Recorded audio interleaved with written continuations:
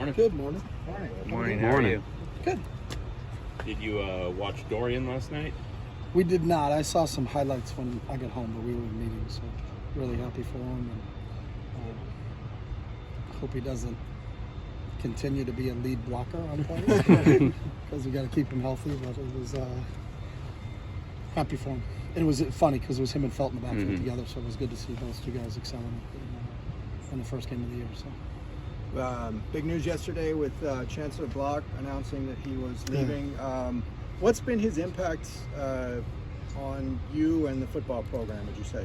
I have great respect for Chancellor Block. I think he's the guiding force of this university. I think he truly cares about the student athletes here.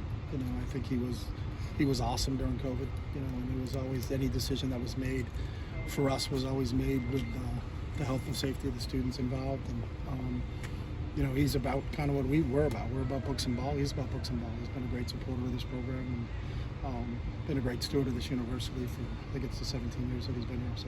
And he was obviously very important with the move to the Big Ten, right? Because that doesn't happen if he doesn't sign off on it. No, it doesn't. You know, and I think when you look at the landscape of where we are now, you know, you give him great credit for being able to stay ahead. You know, I think people are scrambling to find spots now, and the fact that we know where we're going to be in 2024 and beyond, he deserves a ton of credit for that. Speaking of the Big Ten, would you be in favor of a Big Ten West pod with maybe Oregon, Washington, Cal, and Stanford? I would be in favor of a really good Friday.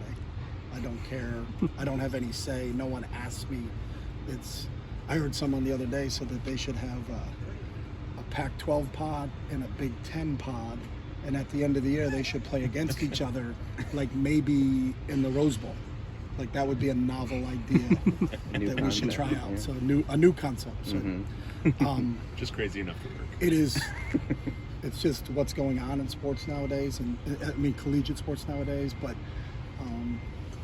we're at a lot lower level than where those decisions are being made. So we don't weigh in, or I just there's too much to think about, and I'm really concerned about trying to get first downs and stop people. So just one more on that. Sure. But I guess the allure of that would be less travel and preserve some rivalries. I mean, you coached at Oregon, you know what that would be like. Yeah, I'd be for, we're all in the same division. Put 60 of us in the same division and do it like the NFL, where there's NFC West, NFC North, NFC South, it's the same thing, and then we all get together. But you know, I think we should all be in, there should be one conference. In all of college football? In all of college football. And then just break it up like they do the professional ranks. Based on geography? Based on geography. That makes the most sense. There's your travel question. There's all those other questions, but what about? But no one asked me. So. But then, like the elite programs, like Alabama would say, why would we subsidize the number 60 team, and they, are in our conference? That's a great question. That's why I don't think about it very much.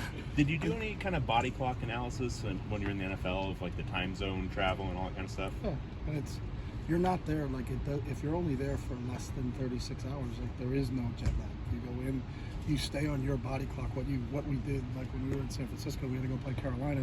It's just a 10 a.m. start for us, but we were on the field for practice at 10 a.m., so it really wasn't that much different. So, if we go to play an East Coast team in the Big Ten, and a year from now, they've told us that we won't play any games before 12:30 our time, so it'll be a 3:30 kick for them. So we'll stay on our same time schedule because we would leave on Friday, play a game, which would be noon for us, 3 for them on Saturday, then get on a plane and come back. So it doesn't affect you from that standpoint because you're there for that short a time. So you really try to stay on the same schedule that you've been on for the whole time. So.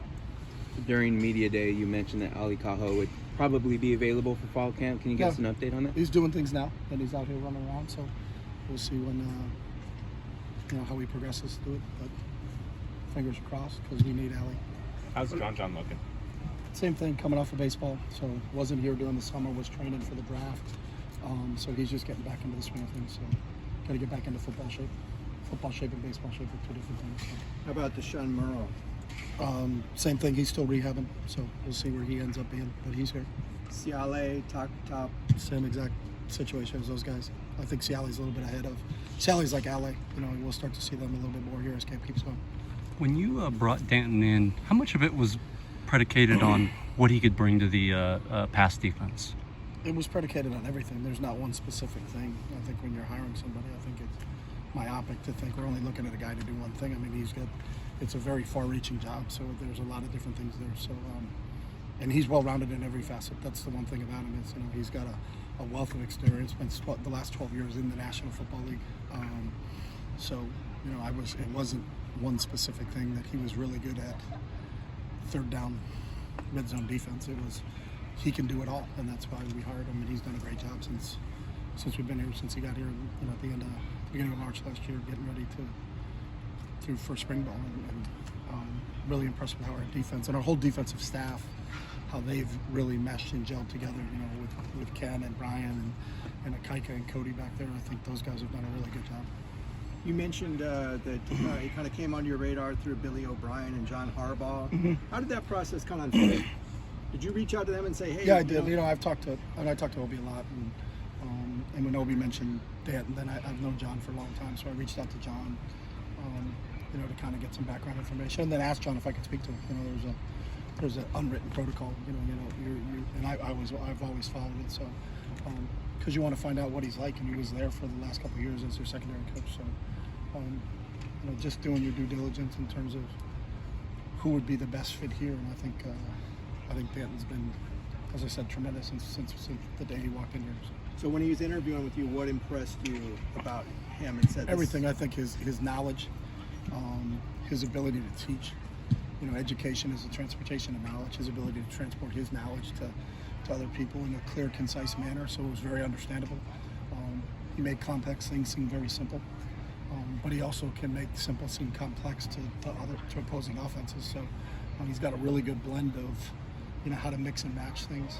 And he was around some really, really good guys, from Romeo Correll to Mike Vrabel to Wink Martindale. I mean, he's been around some of the best defense coordinators in the NFL in the last 10 or 15 years. So it's all rubbed off, and he's absorbed everything. So we're excited about it. At media day, you spoke about how the Pac-12 has always had great quarterbacks and things like that. And I'm curious for you, when it comes to developing a quarterback, what are sort of the checkpoints or benchmarks you look at in dealing with I think it's grasp and knowledge of what our offense is, and then if we call a play, that they can execute what we call. They have to have some innate ability to make plays off schedule, but you just can't rely on off schedule plays all the time and just hope that he'll make a play. You're calling plays and designing plays to attack certain defenses and certain coverages that are anticipated on that down and distance that you're getting, and can they execute what you're calling? And really, it comes down to a grasp of really the knowledge of the game. And the more we can get into situational football and their understanding, I think a lot of times for a quarterback, they have to understand that they have to let it happen, not make it happen.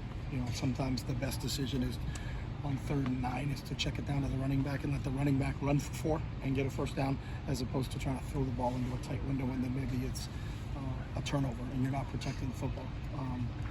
And I think it's the more you get there, the more experience you get about what are we trying to get accomplished and what are we trying to do. I thought Dorian did a really good job as he grew through his career here. I just saw a stat yesterday that we're the top team in the country in the last 2 years with the least amount of 3 and outs. But that's a lot to a quarterback making really good decisions, to continue to keep us on the field. And that's what you're trying to do. You're not going to get a home run on every single play. Your job is to move the ball down the field, depending on what the defense gives you, because you got to give them credit for what they're doing. They may prevent big passes and make you throw the ball in front of them. If that's what you're going to do, then I've got to be comfortable doing that. And I think that's what that maturation process for all young quarterbacks going through it is, that you don't have to make every play. You just have to play within the confines of the offense and then execute the plan that we're trying to implement, no matter who we're playing on a weekly basis. How would you assess Dante's basketball so far? Dante's done a great job. All those guys have done a great job. So they're continuing to get better every day. It's a really cool group. They get along really well. Their meetings are awesome. Watching them go back and forth and the questions and the dialogue that goes on with them and Coach Gunderson. And I think all those guys have really progressed from where we started with them in our first spring practice to where those guys are today. So I'm excited. I'm excited about the whole group. When it comes to identifying, recruiting, and evaluating defensive backs, what are you particularly looking for, and how tough is it once they're in here to then develop them the way you want them? I don't think the development part's tough. I think the evaluation part, especially for defensive backs, is hard because a lot of them maybe play another position. You know, there's been a lot of guys that have been great defensive backs that were other position guys. You know, John Lynch was a quarterback, and he ended up becoming an all-pro safety. You know, I've coached a bunch of kids. Mo Osling was recruited as a quarterback. You know, Mo was a really good high school quarterback, but you're projecting a high school quarterback to be a free safety where you're looking at athletic ability. You know, there's certain height, weight, speed parameters that you look for in any position. You know, you're certainly not going to take a 5'3" corner. You know, he's just going to get beat because there's too many big receivers. But you got to have a requisite. You know, what's his height, what's his weight, what's his speed. You know, can he compete from an athletic standpoint, and then really getting to know his will and his want to and his makeup and his character, and to be able to project him as that's someone that, you know, when they come here, is receptive to being developed and wants to, you know, become, you know, a guy that's going to spend time with KB and his group, and that's going to make him bigger, stronger, faster. And what's he going to do from a nutrition program standpoint? How much film is he going to study? Those are all factors that go into the evaluation before you decide that this kid's going to be a guy that you're going to bring in. Is corner uniquely taxing mentally just because of you're often in a one-on-one, you're often getting I think beat? everyone's unique and everyone's kind of different. You know, offensive tackles a lot of time are in one-on-ones against great pass rushers. You know what I mean? Pass rushers are in one-on-ones against offensive tackles. So it depends on who you're talking to. If you talk to the DB coach, he would say yes, it's the hardest position. If you talk to the running back coach, he will tell you hands down that running back is the hardest position. So, and that's the way they should feel. They take a lot of pride in what they do, but it's. But I wouldn't single one out more than the other. I think being a safety, because there's so many different. It's a different game. Sometimes at corner, there's just one guy. It's me and you out here. Now, we're on islands, but how I'm going to play him? I'm either going to play him in press, I'm going to play him in off, or I'm going to be a Clive corner. There's three things I can do. As a safety, there's a million different things you can do. So there's probably more that a safety can do, but. Being to have a guy that can be out there and handle being in a one-on-one and that exposure is definitely a different feeling than some other guys have. So it's all part of it. That's the unique thing about this game is that there's 22 on the field, but they're so different. That a corner and a center, they're in two entirely different positions, and there's really not a lot of carryover between those two. But yet they got to coexist, and they both have to excel for us to be successful. This is year 6, but I can't believe I haven't asked this question. How close are these training camp practices run to the way you ran them with the Eagles and the 49ers? Very close. A lot of them is what we've learned over time and how to train. You know, I mean, it was the being in the NFL was a great learning experience. But we also have a bunch of NFL guys on our staff, and we always have. So Tim Drevno was with the 49ers. Ken spent the last 10 years in the NFL. D'Anton's been in the NFL for 12 years. Deshaun. So, you know, a lot of feedback, a lot of input from them. So there's a lot of correlation. But I assume you're doing a lot more teaching with these guys in the NFL, right? So No. does that change things? That's one of the biggest misconceptions in the world. They teach the heck out of the guys in the NFL, and that's one of the best experiences I've ever had in the NFL. Is those players want to learn. I don't know where that is. Other professionals, they don't listen. They all listen. The great ones want to listen from everybody. We just actually showed a video today of Ed Reed talking about taking notes in meetings and how meticulous he was in his note-taking. And you look at Peyton Manning and how prepared he was and how much time he spent studying the game. Like it doesn't change. If you want to be an elite football player, whether it's at high school, whether it's at college, or whether it's at the professional ranks, is that you better be a student of the game. And all the great ones are. And all the great guys that I had an opportunity to coach when I was in the NFL were the same exact way. They're all thirsty for knowledge. And if it's going to give them an edge, even if it's the slightest edge, that will help them win a game, whether it be on a Saturday or a Sunday, then they're going to do it. So there's a ton of teaching that goes on. And some of the best coaches I know, the Bill Belichick's of the world, Andy Reid's, you know, those guys that are amazing. Mike Tomlin, he was outstanding. I had Tony Dungy. I had Tony's son on our team when we were at Oregon. We used to pick Tony's brain all the time when he came. But those guys are amazing teachers, and you know the great ones want to be coached. That's the cool part about it. If you're truly a great player, you want to be coached, and you as a coach better be prepared when you step into the meeting room, because those guys are really prepared. So when you turn the tape on, they've already watched the tape that you're going to turn on. So there's a ton of teaching that goes on in the NFL, and it's a give and take, which is pretty cool.